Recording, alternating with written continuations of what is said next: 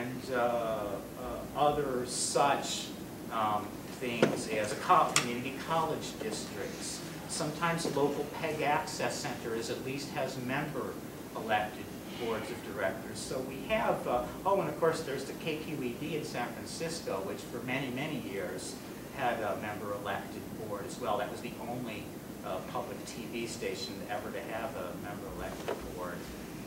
And also even like in Winnetka, they have a municipally owned power operation, and its trustees are on the ballot. So these things have been put in place before, and there is an opportunity at this juncture with the technology of the digitalization, digital broadcast era, the internet, and the amazing things that it does and is capable of doing. And what if we got together, what we could get so much more even from the internet through a functioning public media system. I guess there's such a great potential, and there's it's such a good juncture to try to reorganize all of this public media that we've had and try to bring it together. And lastly, I'll also just bring up, let's throw in the journalism crisis now. I think we know pretty much what that is. We feel it, but as Robert McChesney mostly wrote in his most recent article, that says American journalism is collapsing. Newspapers lay off reporters at an unprecedented rate as big city dailies are shuttered. Television newsrooms cut back to the bare bones as commercial radio news disappears. Internet sites aggregate what is left of old media information while producing little that's new. Foreign reporting, science journalism, investigative reporting, and statehouse coverage, to mention but a few areas, are all shrinking faster than the rainforest, with similar consequences for our social ecology.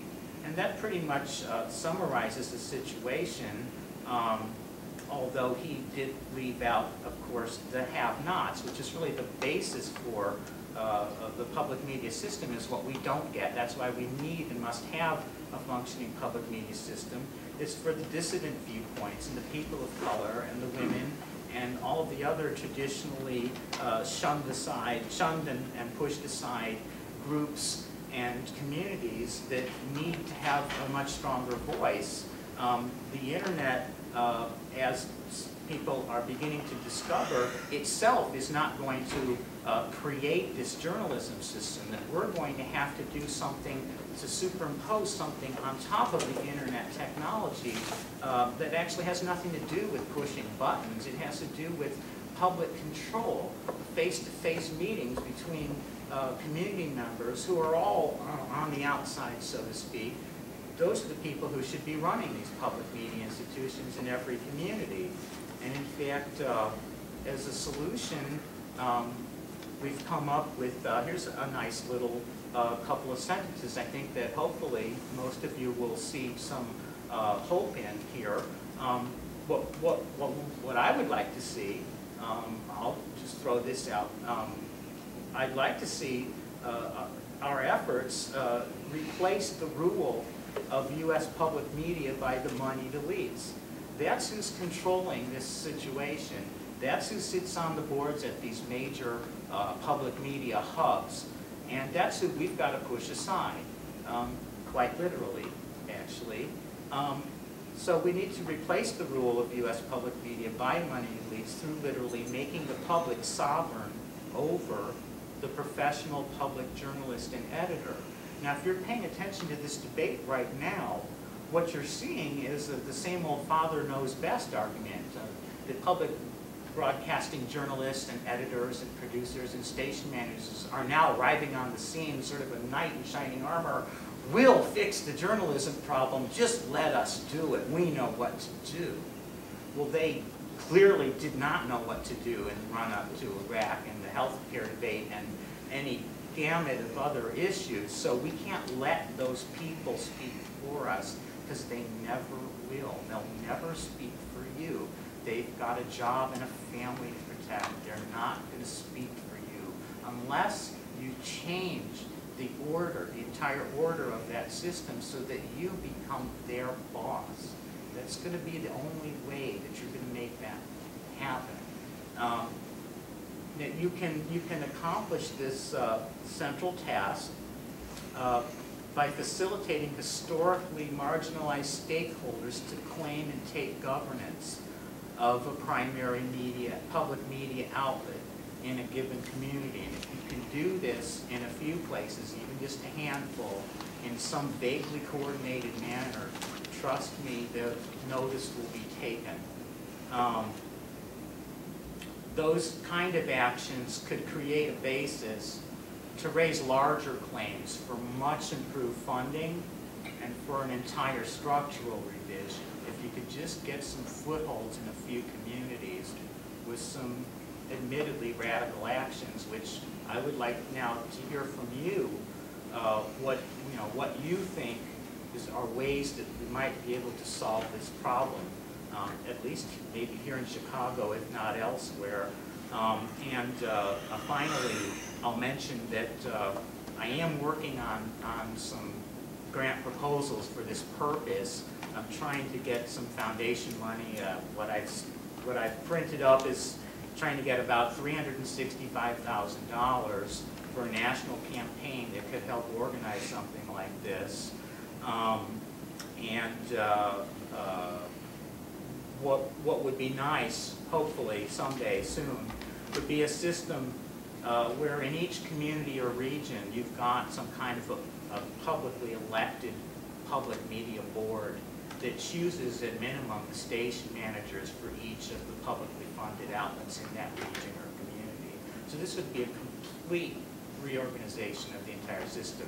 And on that board, on top of the publicly elected trustees, you would probably want representatives from those outlets, like the various station managers or someone from each, public radio, public TV, maybe the college radio stations, or anybody that's getting some kind of public funding. This would be a way. But what we need is ideas, basically. What's on your guys' minds? Because we've been talking for a while. Yeah, we have been talking. Let me just kind of reiterate a couple of the points that Scott made. I mean, so it's very clear. I mean, I think what we're calling for, or asking for, is on the one hand, a broader, a dramatically expanded public media system. One where, maybe 2 or even 3 of those 10 new digital television stations that were just handed over to the commercial broadcasters would instead be run by public media outlets of some kind, or by some sort of either community group, some sort of nonprofit group, or a public broadcaster of some kind. So that's one, that we want a dramatically expanded public media system, and 2, we need to democratize, and it sort of goes hand in hand. We need to actually democratize the public media that we have. And again, this word democratize, Yeah. I always have a little problem with it because Right. it has 2 meanings. To some people, democratizing media means blogging about it and like taking a vote, like I like that article that yells at the media. Right. And like having your right to stand on a soapbox and probably not be heard by a lot of people. Actually, that's the average person's, that's still what you get. So that's not what I mean. What I mean is a structural voting, direct public control of these entities. Absolutely.